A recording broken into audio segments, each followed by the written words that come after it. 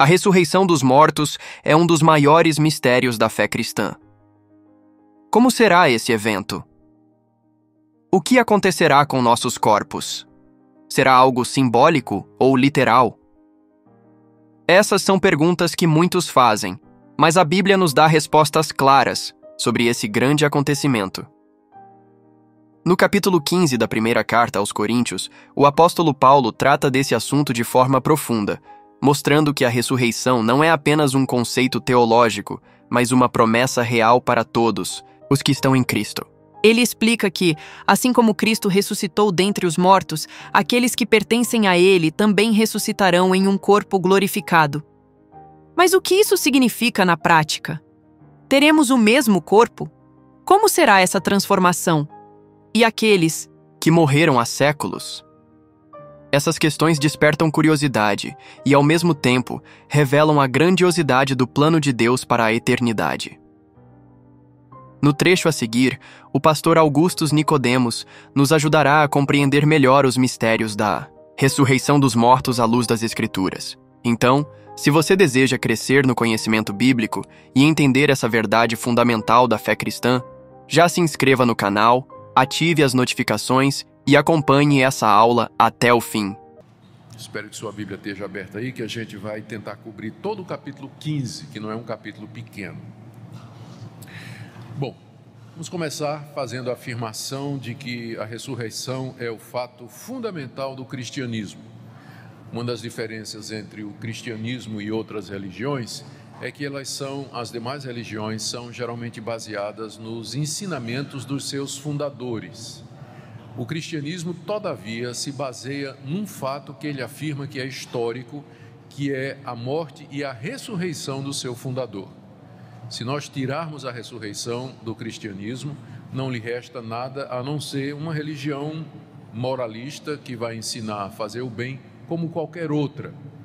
A pedra fundamental, a coluna principal do cristianismo é a afirmação de que nesse domingo, há 2000 anos atrás, Jesus Cristo, que havia sido morto na sexta-feira, ele saiu vivo da sua sepultura. Ele ressurgiu dos mortos e depois subiu aos céus, depois de 40 dias, onde está sentado à direita de Deus, aguardando o momento do seu retorno. Essa é uma afirmação muito séria e radical em vários sentidos. E não é à toa que muitas explicações têm sido dadas por aqueles que não querem acreditar que, de fato, Jesus ressuscitou dos mortos há 2000 anos atrás. E algumas explicações interessantes aparecem, do tipo assim: Jesus até hoje está sepultado lá na Palestina. O que aconteceu foi que no domingo de manhã as mulheres foram no sepulcro errado. Elas não prestaram atenção lá no cemitério onde Jesus tinha sido, na cova que Jesus tinha sido enterrado. Aí na sexta elas não marcaram direito, e quando foi no domingo foram numa que estava aberta. Aí, cadê o corpo? Aí inventaram a ideia de que ele ressuscitou. Bom, outra ideia, é um pouco mais séria do que essa, é que os discípulos roubaram o corpo de Jesus e inventaram essa história da ressurreição. Por isso ninguém achou o corpo dele até agora. Isso é fato. Ninguém sabe onde está o corpo de Jesus. Se ele não ressuscitou, a grande pergunta é: cadê o corpo dele então? A prova do crime, né? Onde está o corpo? Então, não estando lá, onde é que ele estaria? E uma hipótese é que os discípulos, durante a noite, roubaram o corpo de Jesus e inventaram a história de que ele tinha ressuscitado. Seria mais ou menos assim: durante 3 anos, os discípulos de Jesus, que eram pescadores, cobradores de impostos, andaram com Jesus e aprenderam a vida boa, porque pararam de trabalhar e, andando com Jesus, Jesus vivia das ofertas que o povo dava, da oferta que o povo dava. Então, os 12, juntamente com Judas, depois mais um que substituiu, eles não queriam perder a fonte de renda que era Jesus, porque durante 3 anos eles só acompanharam Jesus e o dinheiro entrava ali na sacola, não é? Então, para manter o negócio funcionando, eles inventaram a ideia de que Jesus ressuscitou. Então, essa ideia foi defendida por um liberal chamado Semler, no século XIX, que escreveu um livro sobre esse assunto, tentando explicar o túmulo vazio. Uma outra, o que ele não explicou é como é que esses homens morreram defendendo a mentira que eles mesmos inventaram, né? Porque todos estes discípulos que afirmaram que Jesus ressuscitou, eles morreram de forma dramática. Pedro, segundo a tradição, foi crucificado, João foi morto, Tomé também foi morto dessa forma. O próprio apóstolo Paulo foi decapitado por Nero na Via Ápia, no ano 66, em Roma. Como é que alguém cria uma mentira e está disposto a morrer por ela? Isso aí Semler não explicou. Tem uma outra possibilidade, né, que apresentou-se também, e essa daí é mais recente. Essa do roubo do corpo é tão antigo quanto o Evangelho de Mateus. No final do Evangelho de Mateus, você encontra já Mateus dizendo que já corria naquela época o roubo do corpo de Jesus, a ideia, a história. Mas uma mais recente é que Jesus não tinha realmente morrido. Ele apanhou muito, foi chicoteado, foi crucificado, deram uma lançada no lado dele, saiu sangue, não quebraram as pernas dele não, mas desceram ele da cruz. Quando foram quebrar as pernas, viram que ele estava morto. Prenderam ele numa sepultura com uma pedra bem grande na frente, com guardas do lado de fora, mas de alguma maneira Jesus, né, não tinha morrido, né? Ele se levantou ferido assim, empurrou a pedra, deu uns golpes lá nos guardas e foi embora, né? Então, ele realmente não tinha morrido. Bom, eu acho que precisa mais fé para acreditar nisso aqui do que para acreditar na ressurreição, né? Mas a ideia de que alguém ressuscita dos mortos, ou de que mortos podem ressuscitar, sempre encontrou adversários inimigos. E a ideia não vem fácil para nós, porque nós não estamos acostumados a ver mortos ressuscitar. Para nós a morte é o fim mesmo. Os nossos entes queridos morreram e eles estão sepultados, eles não voltaram à vida. E vem sendo assim na história da humanidade. A morte representa o fim para a nossa existência aqui. Mortos não ressuscitam. É isso que a ciência nos diz, é isso que a história nos diz. Portanto, quando nós falamos em ressurreição de mortos, nós estamos indo contra a experiência, contra a história, contra a ciência, contra os fatos, eles dizem. Mas para nós houve essa exceção, a ressurreição de Jesus Cristo dentre os mortos. Eu digo exceção num sentido porque a ressurreição de Cristo é diferente de outras ressurreições que nós também reconhecemos. Ele ressuscitou várias pessoas, entre elas Lázaro. Mas a diferença entre a ressurreição de Jesus e a de Lázaro, por exemplo, é que Lázaro foi ressuscitado por Jesus e ele deve ter morrido outra vez. Mas Jesus ressuscita para viver eternamente. Então, nesse sentido, ele é o único. Não houve nenhuma ressurreição como a dele. E por isso que é fundamental para o cristianismo. Bom, na igreja de Corinto, a qual Paulo escreveu essa carta que nós vamos analisar nessa manhã, o seu capítulo 15, na igreja de Corinto havia um grupo que tinha dificuldades em aceitar que mortos podiam ressuscitar. Eles diziam que não havia ressurreição de mortos, era impossível acontecer ressurreição. E por isso, por implicação, eles acabavam negando também a ressurreição de Cristo. Paulo faz essa dedução aqui no capítulo 15, verso 12, quando ele diz: se é certo pregar-se que Cristo ressuscitou dos mortos, como é que afirmam alguns dentre vós que não há ressurreição de mortos? Então havia alguns crentes da igreja de Corinto que diziam que não havia ressurreição de mortos. Mortos não podiam ressuscitar, isso não existe. E esse falso ensino já estava contaminando alguns na igreja. Veja o verso 33, Paulo diz: não vos enganeis, as más conversações corrompem os bons costumes. Paulo estava preocupado com aquilo. E os defensores dessa ideia de que mortos não ressuscitam, eles estavam questionando aspectos da ressurreição dos mortos, do tipo assim: tá, tudo bem, Paulo, você está dizendo que morto ressuscita, mas que tipo de corpo então ele vem? Como é que...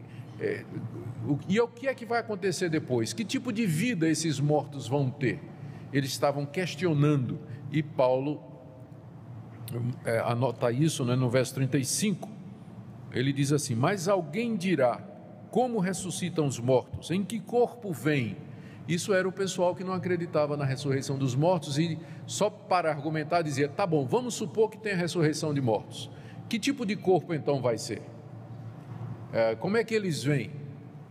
Paulo procura responder também essa situação. E Paulo, ele acha que o questionar a ressurreição de mortos, e por inferência a ressurreição de Cristo, é, na verdade, provar que a pessoa não tem um verdadeiro conhecimento de Deus. Verso 34, ele diz assim: voltai à sobriedade, como é justo, e não pequeis, porque alguns ainda não têm conhecimento de Deus. Eu digo isso para a vergonha de vocês. É tão central a ressurreição que Paulo afirma que aqueles que não conseguem conceber a possibilidade da ressurreição de mortos e de que Cristo de fato ressuscitou, esse não tem conhecimento de Deus. O argumento é muito simples: se Deus existe, tudo é possível. Se o Deus que a Bíblia diz existe, se o Deus que a Bíblia descreve existe, tudo é possível, inclusive ressurreição de mortos. De acordo com a Bíblia, Ele criou o mundo, Ele criou a raça humana, Ele criou tudo o que existe. Não é demais para esse Deus fazer um morto ressuscitar. Então, no fim, tudo se resume a se eu de fato creio em Deus, no Deus da Bíblia ou não. Porque se eu admitir a existência dele, o Deus que a Bíblia me diz, então eu não deveria ter dificuldade nenhuma com milagre, ressurreição de mortos, cura de pessoas, o sobrenatural, porque existe um Deus que é capaz de fazer todas estas coisas. No final, o que está em jogo é exatamente isso aqui. Bom, vamos ver como é que Paulo argumenta aqui. Aqui está, se vocês estão acompanhando aí na tela, aqui está a argumentação de Paulo nesse capítulo 15. Primeiro, a ressurreição é um fato provado. Ele apresenta provas da ressurreição de 1 a 13. Segundo, negar a ressurreição traz consequências terríveis para os cristãos. Versos de 14 a 19. Depois ele explica por que é que então a ressurreição dos mortos que nós cremos vai acontecer estava demorando, de 20 a 28. E ele faz umas exortações severas contra os incrédulos, de 29 a 34. Depois ele responde perguntas sobre como será o corpo da ressurreição, de 35 a 49. E ainda pergunta o que é que vai acontecer com os que estiverem vivos. Quando a ressurreição dos mortos acontecer, quem estiver vivo, o que é que vai acontecer com eles? Já que não tem como ressuscitar porque eles estão vivos. Paulo responde isso de 50 a 57 e ele termina com uma aplicação no verso 58. Eu não sei se meu tempo vai dar para irmos até o fim do capítulo, mas pelo menos vocês têm um esboço aí, né? E vamos ver até onde nós podemos ir. Bom, primeiro a ressurreição de Cristo como fato provado e estabelecido. Do verso 1 até o verso 13, o apóstolo Paulo estabelece alguns argumentos. Primeiro, ele diz que é importante nós nos mantermos firmes naquilo que nós aprendemos. Verso 1 e 2. Irmãos, venho lembrar-vos o evangelho que vos anunciei, o qual recebestes e no qual ainda perseverais. Por ele também sois salvos, se retiverdes a palavra tal como vô-la preguei, a menos que tenhais crido em vão. Ele começa esse capítulo dizendo: vocês lembrem daquilo que eu ensinei para vocês. Vocês serão salvos do pecado, da condenação, da ira de Deus, do inferno, se vocês retiverem a pregação que eu passei para vocês, do modo como eu passei. Com isso, Paulo liga a salvação à doutrina apostólica. Ninguém pode ser salvo se nega, altera, muda, edita aquilo que os apóstolos disseram. Não é isso que ele está dizendo aqui? Vocês são salvos se vocês retiverem aquilo que eu ensinei. São salvos se retiverem aquilo que eu ensinei. Então, é por isso que nós dizemos que não tem mais apóstolos hoje. Porque será que algum apóstolo hoje pode dizer isso para alguém, para os membros da sua igreja, desses chamados apóstolos? Vocês vão para o céu se vocês guardarem literalmente tudo que eu digo para vocês. Os apóstolos tinham uma autoridade única dada por Deus, eram canais da revelação divina. Eles escreveram a Bíblia está pronta, ponto, acabou, não tem mais apóstolo, porque eles tinham essa missão. Há gente que se propõe a ser apóstolo, mas é uma usurpação do título, porque é evidente que não são. Então, primeiro ponto, nós temos que ficar naquilo que os apóstolos nos revelaram e que está na Escritura, está na palavra de Deus. Eu não preciso de apóstolos hoje porque eu tenho os antigos. E apóstolo bom é antigo. E eu dizer que apóstolo bom é apóstolo morto, mas eu posso ser mal interpretado. Estou dizendo que apóstolo bom é o antigo, não é? Que nos deu as Escrituras aqui. Bom, em seguida, Paulo apela para o testemunho do Antigo Testamento. Ele diz, verso 3: Antes de tudo vos entreguei o que também recebi, que Cristo morreu pelos nossos pecados, segundo as Escrituras, e que foi sepultado e ressuscitou ao terceiro dia, segundo as Escrituras. Embora fosse um apóstolo de Cristo, trazendo revelação divina, e isso inclui o ensino sobre a ressurreição, Paulo enraizou o seu ensino nas Escrituras do Antigo Testamento, mostrando que existe uma continuidade entre os profetas, entre Moisés, entre Davi, Samuel, demais autores do Antigo Testamento, e a igreja cristã. O ensino da igreja cristã está baseado nas Escrituras do Antigo Testamento. O cristianismo é a continuação daquela religião que Deus revelou no Antigo Testamento, só que agora completa, terminada, final. Tipos no Antigo Testamento, realidade no presente, símbolos e o seu significado no Novo. Por isso que ele diz aqui, eu disse isso segundo as Escrituras, segundo as Escrituras, segundo as Escrituras. Cristo morreu pelos nossos pecados. Isso é uma doutrina que os cristãos inventaram? Não, isso é segundo as Escrituras. Está lá, Moisés ensinou isso.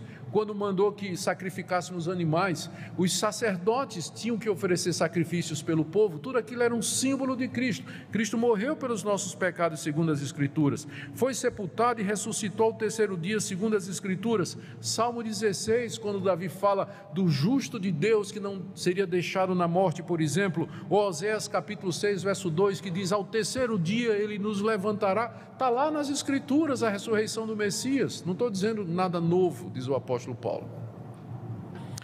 Então ele apela para a sua autoridade, segundo apela para as Escrituras, e aí ele apela a partir do verso 3 para o testemunho ocular de pessoas que viram o Cristo ressurreto, começando no verso 5. Apareceu a Cefas, Cefas é Pedro, depois aos 12, e depois foi visto por mais de 500 irmãos de uma só vez, dos quais a maioria sobrevive até agora, porém alguns já dormem, já morreram. Depois foi visto por Tiago, mais tarde por todos os apóstolos, e afinal de todos foi visto por mim.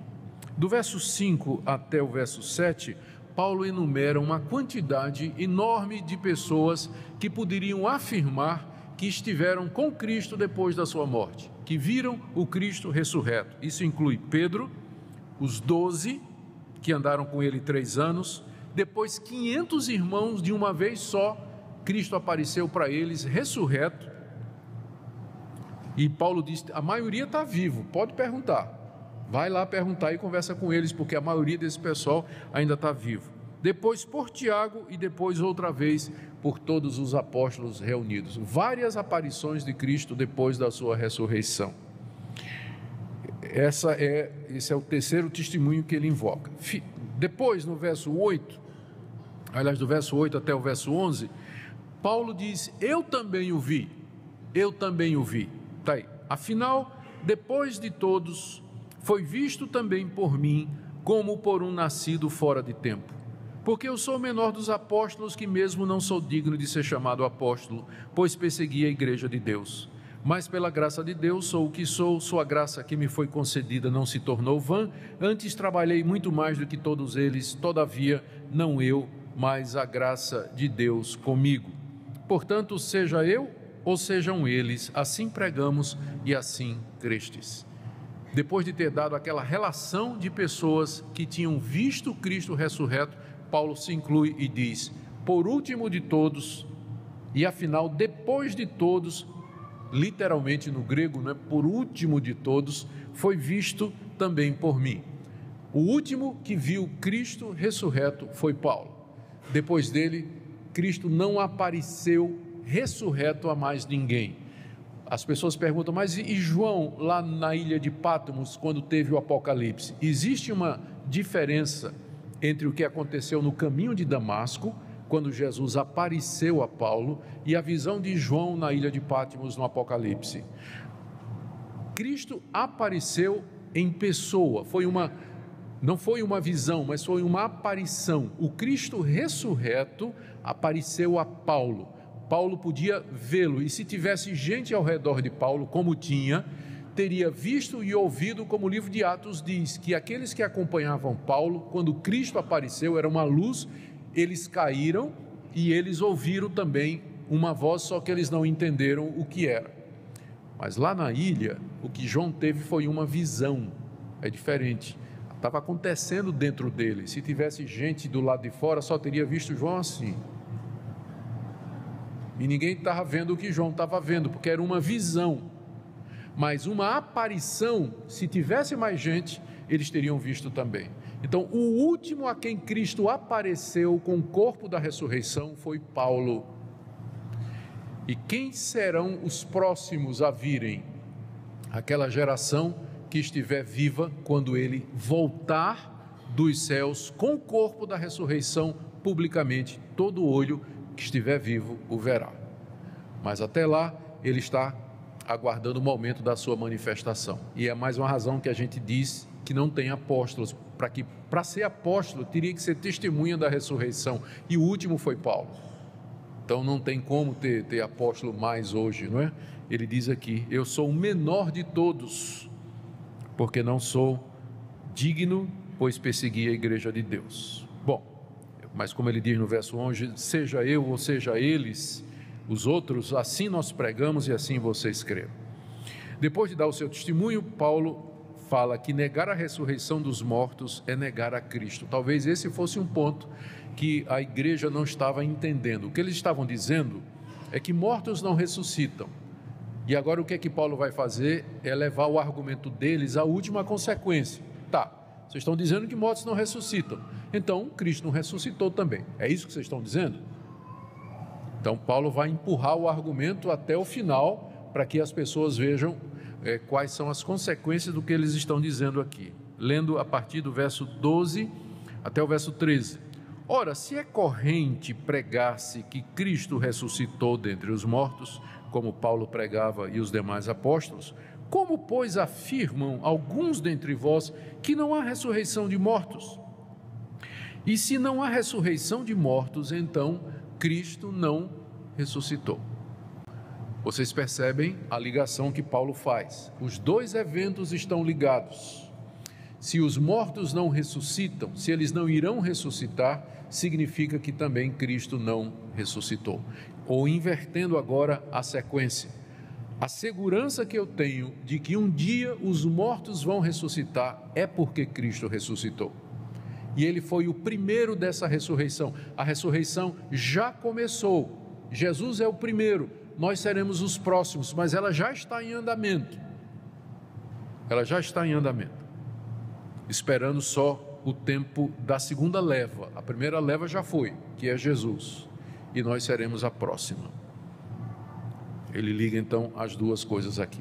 Então esse primeiro ponto aqui, essa tela aí que vocês estão vendo, é sobre a ressurreição de Cristo como um fato estabelecido. foi anunciado no Antigo Testamento, foi testemunhado por pessoas idôneas que nos escreveram e selaram o seu testemunho com sangue, foi testemunhada pelo maior inimigo do cristianismo e o maior perseguidor, que foi o apóstolo Paulo, que se converteu exatamente porque Cristo apareceu a ele depois da morte. Então todas estas provas, o túmulo vazio, tudo isso são para nós evidências muito tranquilas, e a nossa fé toma essas evidências e se fortalece nelas, e por isso que nós estamos hoje de manhã, nesse domingo que nós chamamos Domingo da Ressurreição. Vamos ver quais são as implicações então de se negar a ressurreição dos mortos e de Cristo, que é o próximo assunto que Paulo apresenta e que mostra a importância dessa verdade. O que eu quero dizer é que é impossível você ser cristão se você não acredita na ressurreição de Cristo. Se você no seu coração não acredita que Ele ressuscitou literalmente de entre os mortos e que Ele está vivo hoje, você não pode ser cristão. Você não é cristão. Quem vai dizer isso aqui é Paulo.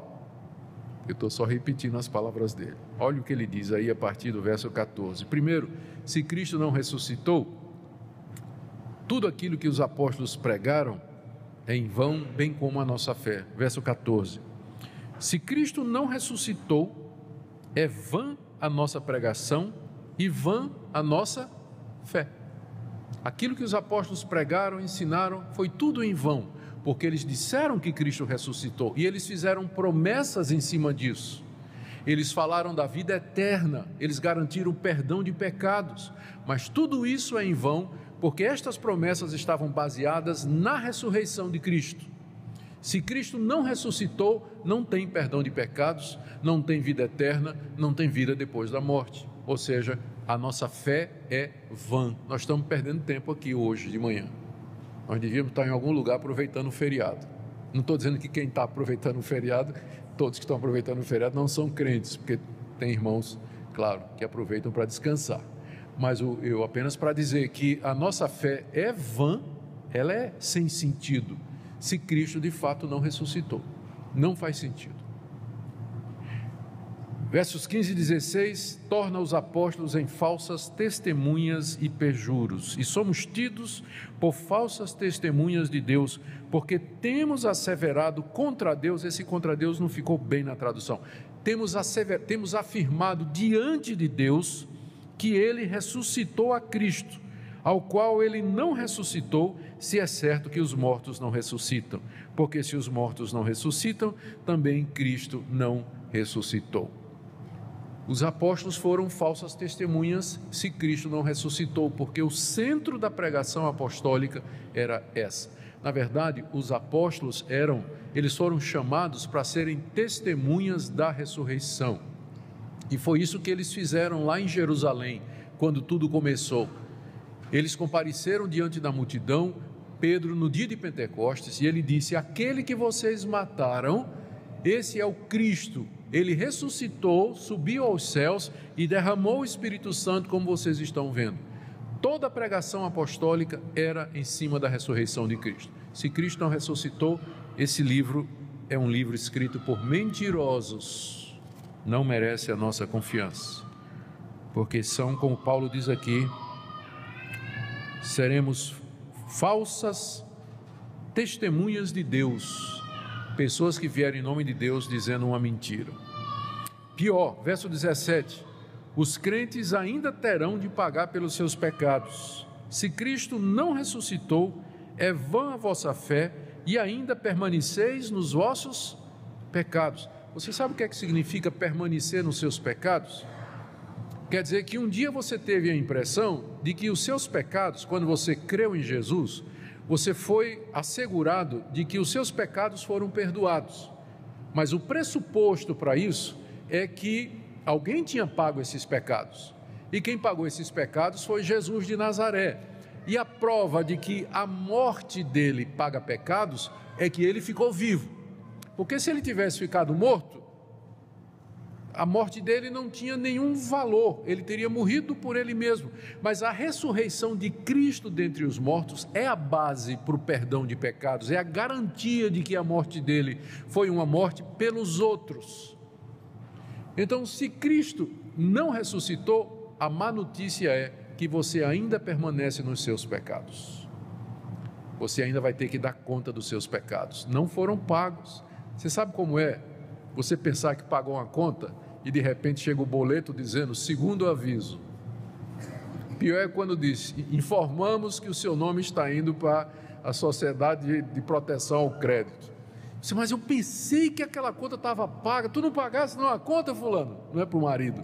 Não, eu pensei que estava paga. E já vem lá a segunda aviso. Não é ruim? Agora imagina você morrer tranquilo, pensando que vai para o céu, e de repente o que é que lhe aguarda? Exatamente o contrário. Mas Cristo morreu pelos meus pecados. Não, foi um engano. Ele nunca ressuscitou dos mortos. Você vai pagar agora. Eu sei que eu estou exagerando aqui, mas é exatamente isso o que ele fala aí. Verso 17: se Cristo não ressuscitou, é vã a vossa fé e ainda permaneceis nos vossos pecados. Olha o verso 18: e ainda mais, os que dormiram em Cristo pereceram. Quem morreu pensando que estava salvo, na verdade, pereceu, está agora no inferno. Se Cristo não ressuscitou, passou a vida toda crendo numa mentira, crendo numa ilusão, morreu cantando o hino, acorda chorando e gemendo. No outro lado da vida, os que morreram em Cristo, os dormiram em Cristo, na verdade eles pereceram se Cristo não ressuscitou. E aí a conclusão, no verso 19: se a nossa esperança em Cristo se limita apenas a esta vida, somos os mais infelizes de todos os homens. Se a minha esperança em Cristo se limita somente a essa vida, ou seja, se eu creio em Cristo, eu espero em Cristo somente para coisas dessa vida, do tipo assim, que Ele me abençoe, que Ele me dê saúde, que Ele me dê prosperidade, uma vida boa, uma família boa, tranquilidade e conforto nesse mundo, eu sou a pessoa mais infeliz do mundo. Eu sou a pessoa mais infeliz do mundo. Por que nós somos as pessoas mais infelizes do mundo? Porque em nome de Cristo nós renunciamos a uma série de coisas. Talvez isso ficaria mais claro, que Paulo está dizendo, naquela época, quando ser cristão representava pagar um preço. O cristão era perseguido, era assediado, ele podia ter os bens arrestados, podia ser convocado a prestar depoimento, preso, detido, às vezes torturado e mesmo morto. Então já pensou alguém que está disposto a ser preso, torturado, perder a família, ser lançado aos leões, porque ele estava confiando que depois da morte ele estaria com Jesus Cristo? E isso não é verdade. Ele creu numa mentira, ele perdeu a vida dele crendo numa mentira. Então tem alguém mais infeliz do que esse? Ele não ganhou nada, nem aqui e nem vai ganhar depois da morte. Perdeu nos dois. Por isso ele diz aqui que se Cristo não ressuscitou, nós somos os mais infelizes de todos os homens. A verdade é essa. São as palavras que Paulo usa para expressar, meus irmãos, para expressar a importância da ressurreição e o que é que significa negá-la. Eu termino esse slide aqui dizendo para vocês o que eu já disse. Se nós não crermos que Cristo ressuscitou literalmente dos mortos, se você não crer isso no seu coração, se você não confessar isso com sua boca, Paulo diz isso em Romanos 10, você não pode ser salvo, você não pode ser cristão de verdade, porque esse é o ponto central do cristianismo. E é isso que os judeus não aceitavam. E é isso que para o mundo da época parecia loucura. Tudo bem. Haverá ressurreição de mortos. Quando? E por que ela demora? Paulo trata agora desse assunto, que é o próximo na sequência lógica. Por que a ressurreição então demora? Se estava demorado para eles naquela época, imagine para nós hoje, não é? Porque havia, quando Paulo escreveu essa carta aqui, Essa carta foi escrita em meados da década de 50, Cristo ressuscitou no início da década de 30, então fazia 20 anos que Cristo havia ressuscitado, quando Paulo escreveu esse capítulo. E já tinha gente perguntando, por que está demorando então a ressurreição de mortos? Para nós faz 2000 anos que ele ressuscitou. Então a pergunta é extremamente pertinente para nós. Se vai ter ressurreição de mortos, se Cristo ressuscitou, por que está demorando então a ressurreição dos mortos?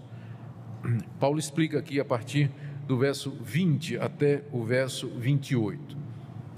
Bom, ele começa reafirmando a certeza da ressurreição, verso 20, mas de fato Cristo ressuscitou dos mortos. De fato ele ressuscitou, sabemos isso com certeza. Em seguida, até o verso 23, ele fala que Cristo, na verdade, foi as primícias, e ele introduz aqui o conceito muito interessante da relação entre Cristo e Adão. Veja só, final do verso 20. Ele começa dizendo, de fato Cristo ressuscitou dos mortos, sendo ele as primícias dos que dormem. Essa figura, as primícias, é uma figura muito clara para um povo que vivia da agricultura, que era os judeus e também a sociedade da época, não é? Eram culturas bem voltadas para a agricultura, plantação, vindima, colheita. As primícias eram os primeiros frutos, considerados geralmente os melhores e que representavam todo o restante da colheita. Quando um fazendeiro ia vender a sua safra, ele tomava as primícias, colocava em cima do jumentinho e levava lá para o centro comercial e mostrava, isso aqui é a amostra. Então a pessoa comprava a colheita toda com base nas primícias, né? Porque ele via aquele trigo, via aqueles grãos e dizia, puxa, é de boa qualidade, e por aquilo ali ele tirava o resto. Então aquilo era chamado de as primícias, era representativo. Então Paulo está usando essa figura aqui, Cristo é as primícias dos que dormem. Então ele foi o primeiro, e por ele nós podemos tirar o resto.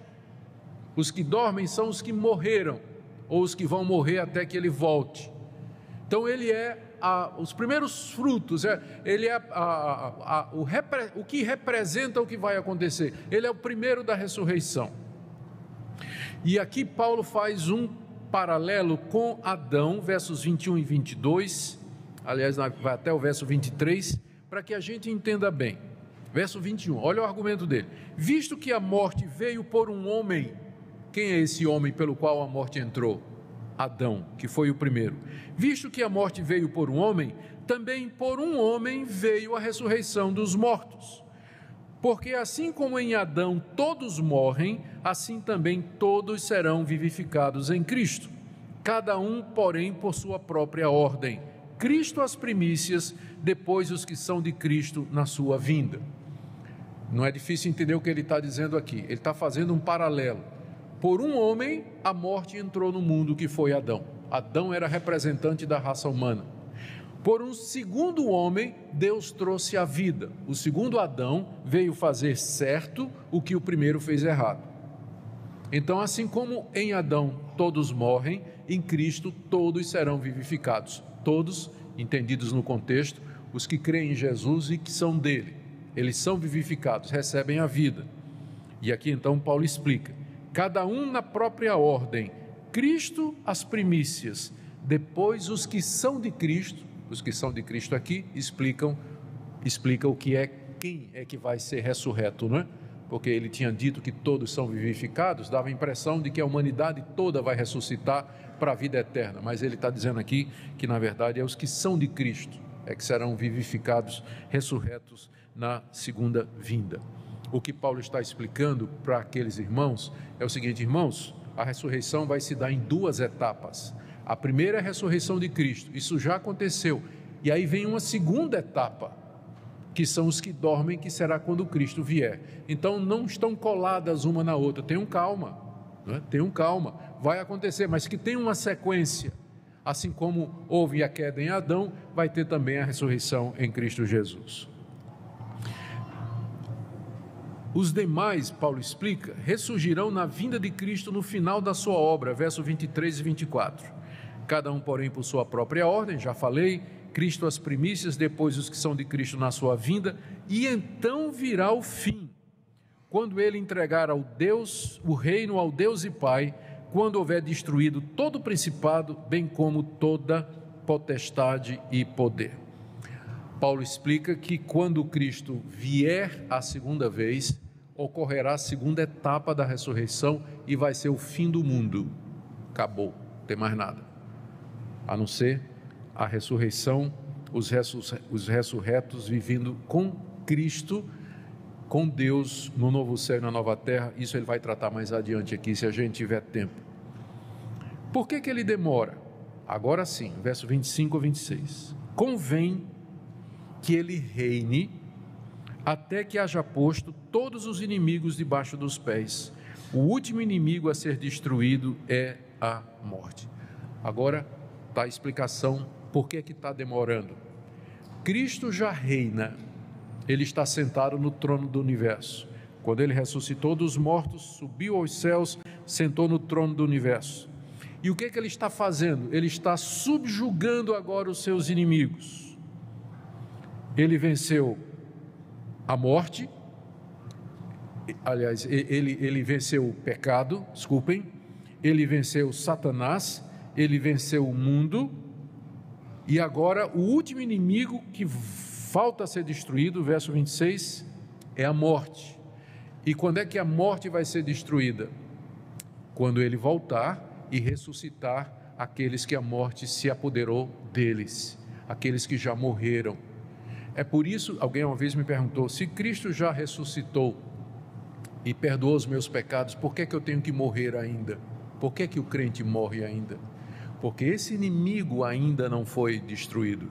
Ele começou a ser destruído na ressurreição de Cristo e será na sua vinda quando ele ressuscitar os mortos. É por isso que nós, mesmo os que cremos em Cristo Jesus, temos de passar pela experiência da morte. Mas ele vai nos tirar da morte, ele vai resgatar o nosso corpo e nos vai transformar na volta dele. Mas por enquanto é isso que ele está fazendo. Verso 25, convém que ele reine até que haja posto todos os inimigos debaixo dos pés. Cristo já reina, ele tem todo o poder no céu e na terra. Ele está chamando o seu povo, está atraindo os que são seus, está conquistando os últimos inimigos, o último finalmente, a morte na sua vinda. 27 a 28, tudo está sujeito à vontade do Pai, tudo isso é plano de Deus, porque todas as coisas, Paulo diz, Deus sujeitou debaixo dos seus pés, dos pés de Cristo. E quando diz que todas as coisas lhe estão sujeitas, certamente exclui aquele que tudo lhe subordinou. Ou seja, tudo está debaixo dos pés de Cristo, menos Deus Pai. Quando, porém, todas as coisas estiverem sujeitas a Cristo, inclusive a morte, então o próprio Filho, que é Jesus, também se sujeitará àquele que todas as coisas lhe sujeitou, para que Deus seja tudo em todos. No presente, Deus deu toda a autoridade a Cristo e colocou tudo debaixo dos seus pés. Quando Cristo voltar, destruir a morte pela ressurreição, ele vai entregar o reino ao Pai. E Deus então será tudo em todos. O reino de Deus será estabelecido para todo o tempo, todo o sempre. A resposta de Paulo para a pergunta, por que a ressurreição demora? Deus está agindo, Deus está realizando o seu plano, Deus está conquistando os seus inimigos. O que Deus projetou está sendo levado avante na história. Nós não sabemos quando vai terminar, mas certamente haverá de acontecer. E é nessa fé que nós vivemos. E aí, bronca contra os coríntios. Vamos correr aqui, queridos, porque já estamos bem avançados. Mais uns 10 minutinhos e a gente termina. De 29 a 34, tem exortações severas contra os coríntios. Acompanhe no slide aí. Primeiro, os heréticos estão mais corretos do que os coríntios. Paulo tem umas tiradas nessa, né? Ele diz assim no verso 29, de outra maneira, que farão os que se batizam por causa dos mortos? Se absolutamente os mortos não ressuscitam, por que se batizam por causa deles? Aqui é um tipo de argumento que é mais ou menos assim. É Paulo dizendo para a igreja de Corinto: você sabe aquela seita que está se batizando pelos mortos? Tinha uma seita na época de Paulo que acreditava que se eles se batizassem por aqueles que já tinham morrido antes de Cristo vir ao mundo, a pessoa ia sair do inferno e ir para o céu. Vamos supor que você teve um parente que morreu há 50 anos atrás, antes de Cristo, você vivesse naquela época. Seu parente morreu há 50 anos atrás, antes de Cristo vir ao mundo. Você se converteu, creu em Cristo Jesus, e você pergunta: mas e meu pai que morreu há 50 anos sem ter ouvido? Então ensinava: não, você pode se batizar outra vez em nome dele. Você se batiza pelo seu pai e seu pai sai do inferno.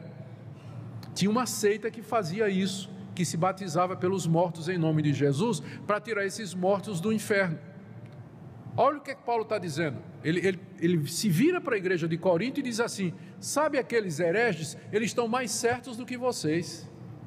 Sabe por quê? Pelo menos eles acreditam que os mortos ressuscitam, e vocês não. É isso que ele está dizendo aqui, não é? Que farão os que se batizam por causa dos mortos? Se absolutamente os mortos não ressuscitam, então por que se batizam por eles? Eles estão mais certos do que vocês, coríntios, porque pelo menos eles creem na ressurreição dos mortos e vocês não acreditam. Essa doutrina, esse versículo aqui, se ele não for compreendido corretamente, ele acaba servindo de base. Os mormons, que é a igreja dos santos dos últimos dias, eles se batizam pelos mortos. Eles têm uma genealogia, né, que vai até o ancestral mais conhecido, e a base que eles usam é esse versículo aqui. Paulo não está ensinando a gente a se batizar pelos mortos. Ele está dizendo que quem faz isso pelo menos tem mais fé do que quem não acredita que os mortos ressuscitam. Os dois estão errados, só que um está mais errado do que o outro. Ele não está aprovando aqui batismo pelos mortos, como defendem os mormons e outras seitas. Se batizar pelos que já morreram, tem nada a ver, não está defendendo. Ele está usando isso aqui como argumento contra a incredulidade dos coríntios. 30 a 32. Porque também nós nos expomos a perigos a toda hora. Dia após dia morro. Eu protesto, irmãos, pela glória que tenho em vós outros, em Cristo Jesus nosso Senhor. Se como homem lutei em Éfeso com feras, que me aproveita isso? Se os mortos não ressuscitam, comamos e bebamos, porque amanhã morreremos. Se mortos não ressuscitam, a melhor coisa que a gente faz na vida é aproveitá-la, porque depois que a gente morrer não tem mais nada. Vamos comer e beber, porque amanhã a gente vai morrer. Então só resta mesmo isso. Comer e beber são coisas boas, não é? Mas elas não podem ser a razão da nossa existência. Mas a verdade é que quem não tem esperança na vida eterna, o que é que resta aqui nesse mundo? Só se divertir, não é? Aproveitar a vida. E quando você ouve quando a gente assiste esses filmes, lê esses livros, ou ouve essas pessoas, os sábios desse mundo falando, eles não têm esperança nenhuma para dar. No fim, tudo se resume ao existencialismo ou ao hedonismo, a busca do prazer. Qual é a finalidade da minha vida aqui nesse mundo? Só me divertir e aproveitar a vida, porque depois não tem nada. Vamos comer e beber, porque amanhã vamos morrer e acabou. Se Cristo não ressuscitou, só nos resta ser hedonistas, pragmatistas e existencialistas. Não tem mais nada. Aproveitar o mundo enquanto a gente pode. 33. Não vos enganeis, as más conversações corrompem os bons costumes. É como se Paulo dissesse: cuidado, vocês ficam aí andando com esse pessoal que fica ensinando heresia, né? Uma hora dessa vai corromper a cabeça de vocês. As más conversações corrompem os bons costumes. Cuidado com quem você anda. Não fica lendo todo o livro, não fica ouvindo toda bobagem, assistindo tudo que passa por aí. Precisa ter filtro, porque senão você vai acabar seguindo os falsos profetas. Tornai-vos à sobriedade como é justo e não pequeis, porque alguns não têm conhecimento de Deus. Digo isso para vergonha vossa. Paulo faz um parênteses aqui para repreender os coríntios pela incredulidade deles. sobre o corpo da ressurreição. A pergunta no verso 35: como ressuscitam os mortos? E em que corpo vêm? Resposta de Paulo vai do 35 ao 49.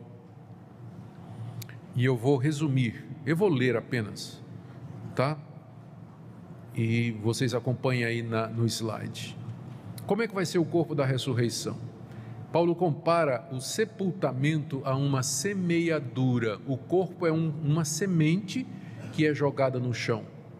Quando chegar o tempo certo, aquela semente vai brotar o fruto, que é o corpo da ressurreição.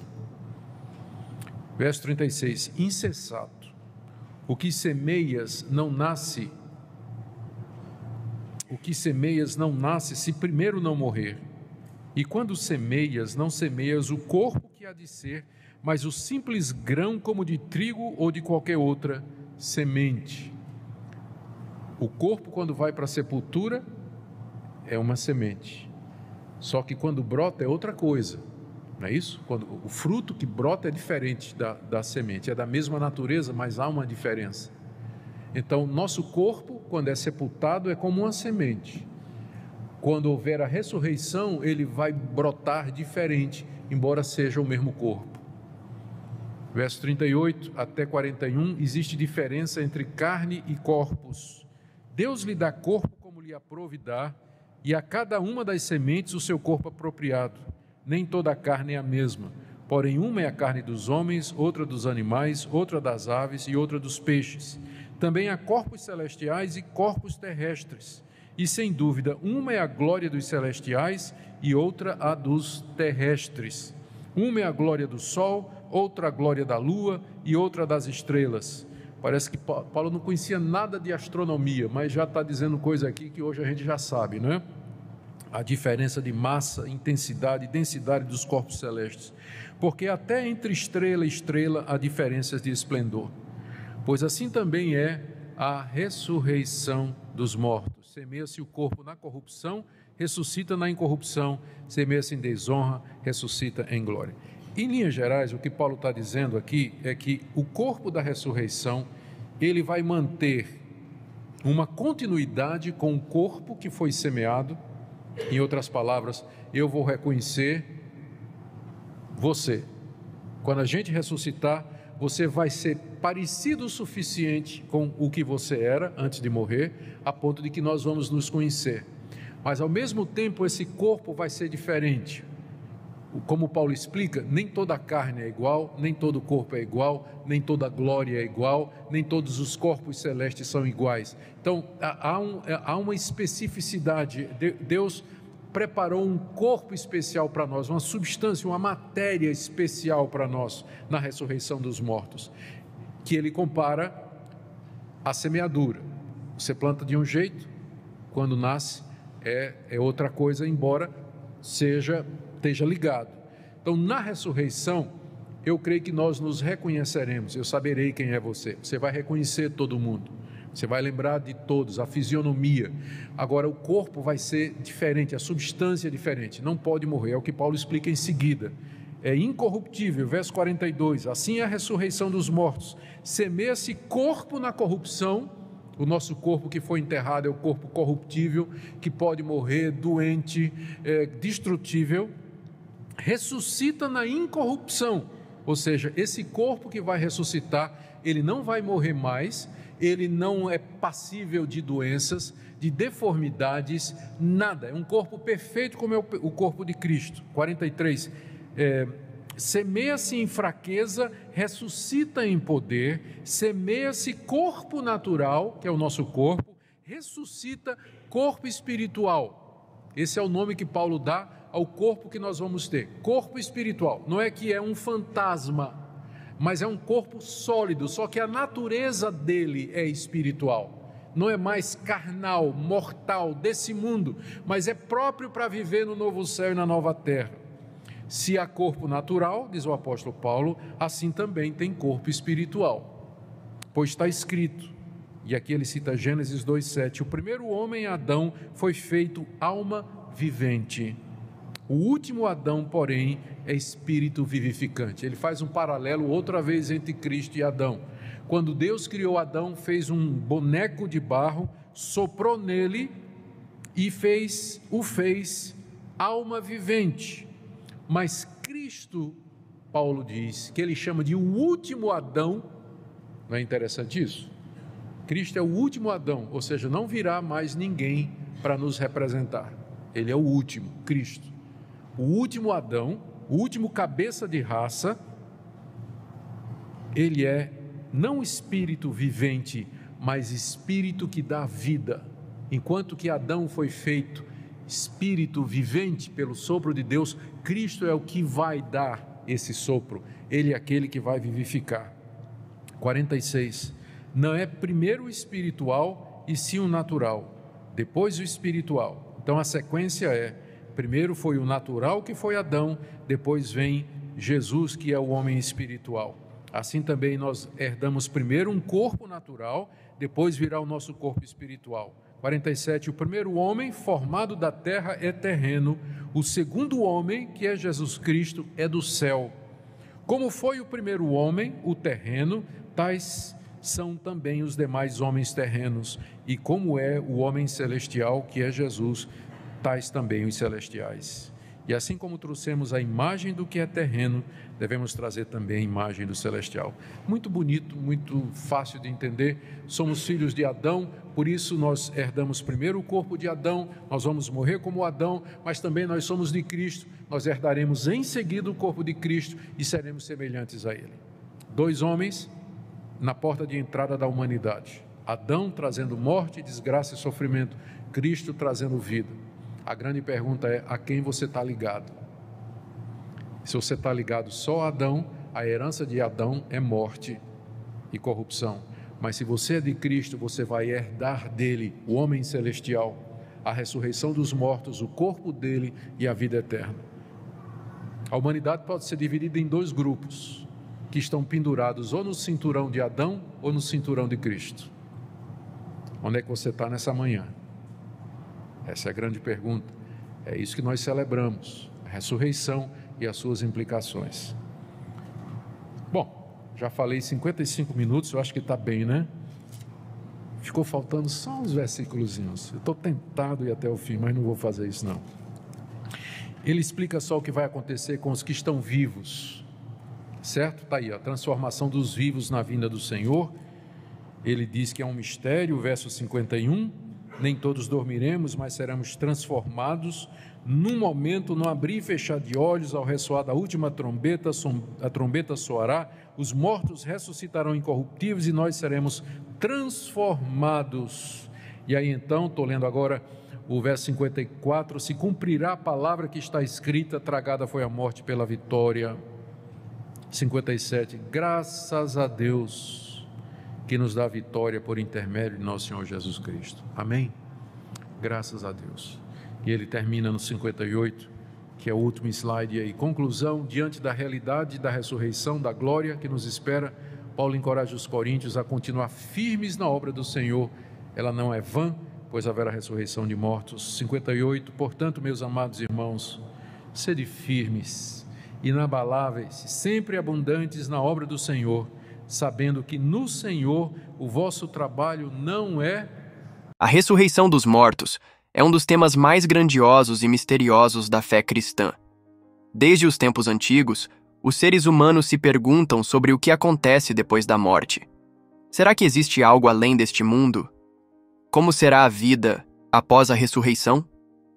Essas perguntas encontram respostas na palavra de Deus, especialmente no capítulo 15 da primeira carta de Paulo aos Coríntios. O apóstolo Paulo deixa claro que a ressurreição não é apenas uma esperança abstrata, mas uma certeza fundamentada na ressurreição de Cristo. Ele foi o primeiro a ressuscitar com um corpo glorificado, e essa é a garantia de que todos os que estão nele também ressuscitarão. Mas o que isso significa? Primeiro, a ressurreição dos mortos será um ato de Deus, um milagre que transformará os corpos corruptíveis em incorruptíveis.